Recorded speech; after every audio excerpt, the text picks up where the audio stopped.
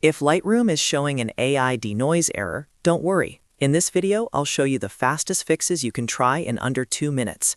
This is a common issue, and in most cases it comes down to file type, GPU settings, or an outdated version of Lightroom. So if this tutorial helps, make sure to hit like and subscribe for more quick Lightroom fixes. First, make sure you are using Lightroom Desktop, since this method is for the desktop version.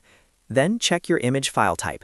AI Denoise only works on RAW files, so if you're trying to use it on JPEG or HEIC, it will not work. If needed, switch to a RAW photo and try again.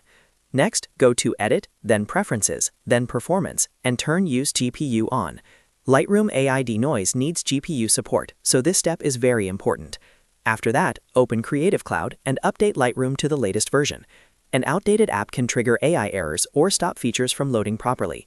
If the error still appears, try a smaller RAW file, because very large files can sometimes fail during processing. Once you've checked those 4 things, try AI Denoise again. In many cases, one of these fixes solves the problem right away. If this saved you time, don't forget to like the video, subscribe for more tutorials, and I'll see you in the next one.